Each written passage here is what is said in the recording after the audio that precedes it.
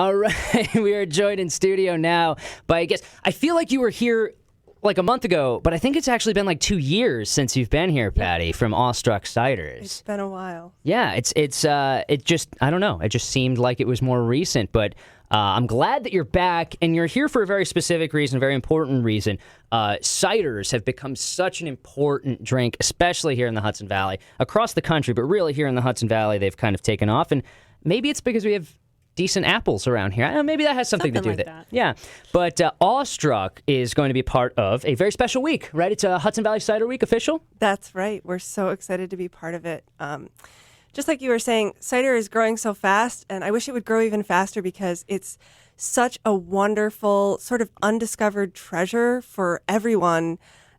I was so astounded when we first started drinking hard ciders by the diversity and variety of what hard cider can be.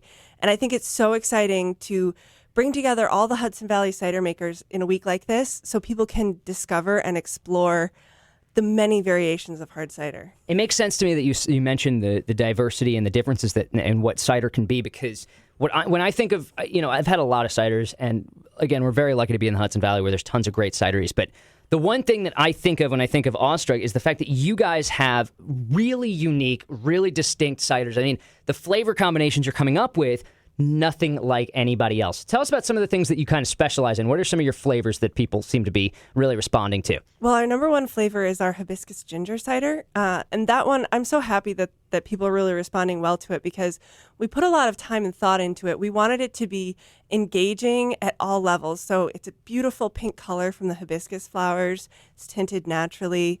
And then when you take a sip, you get that little sweetness, a bit of almost tropical melaniness, and then some warmth and texture from the ginger and a little bit of fizz.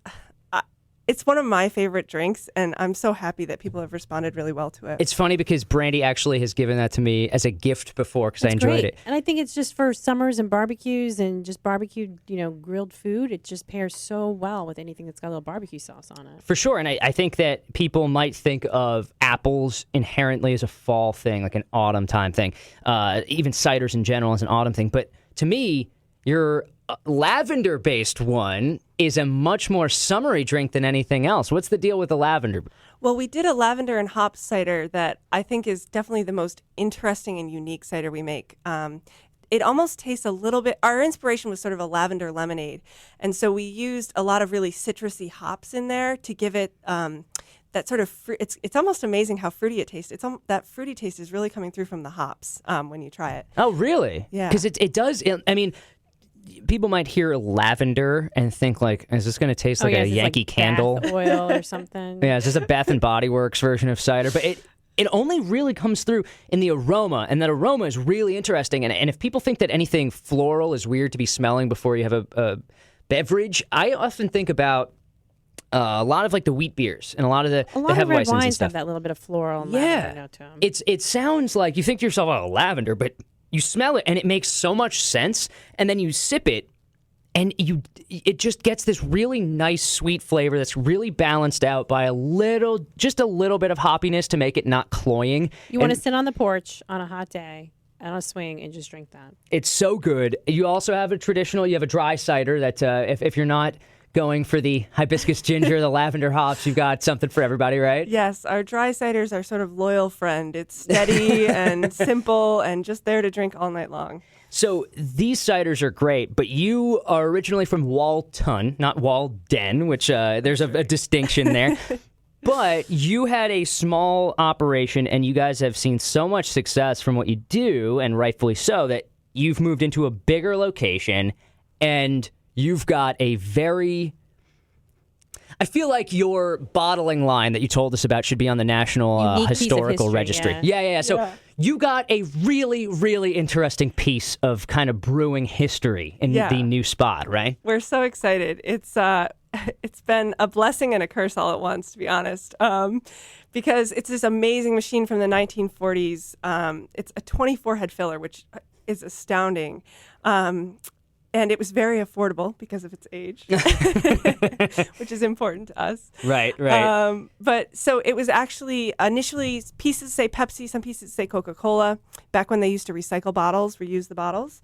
And it found its way to Sam Adams. It was their very first bottling line. Wow. Yeah. From there, it went to Cooperstown Brewing Company, which is right by where we are, and they passed it along to us. So That's now, awesome. Yeah. That's so awesome. Now it's ours. So much of what I love about beer and about brewing and cider to a crazy degree is the kind of Americana of it. And, you know, I always think about, I'm such a sucker. If you went to my apartment, you'd see I have so much nerdy, like 1950s beer memorabilia. I've got old, you know, beer trays, and I've got tins from companies that haven't existed since my grandpa was my age. And it's just such a cool thing to me. But cider goes back to, I mean, when they were forming this country, and you see all those old paintings of George Washington and Thomas Jefferson with those copper, pewter, whatever kind of mugs they had at the time, those were probably filled with cider. Yeah. And there's a pretty good chance in a lot of those cases that the cider came from New York State apples. So what I'm trying to say is, when you are drinking Awestruck cider and when you're drinking ciders from the Hudson Valley, you're really drinking America, and you are doing your job as an American. Is that a good enough sales pitch? Can it get better than that? I'm impressed. Do your patriotic duty. Get yourself some Awestruck. Where can people find first of all, where can people find the cider, and then where can people find out more information? People can find our cider at stores like Halftime, Beer World, all sorts of beer stores, also sometimes in chain grocery stores like Hannaford and Price Chopper. And then you can also find us at some farmers markets on weekends. You can find information about all of that on our Facebook page, and also information about our specific Cider Week events on the Cider Week Hudson Valley website. Patti, you are the best. Awestruck is the best. Come on through anytime. Thank you for joining us to kick off Hudson Valley Cider Week. Thank you.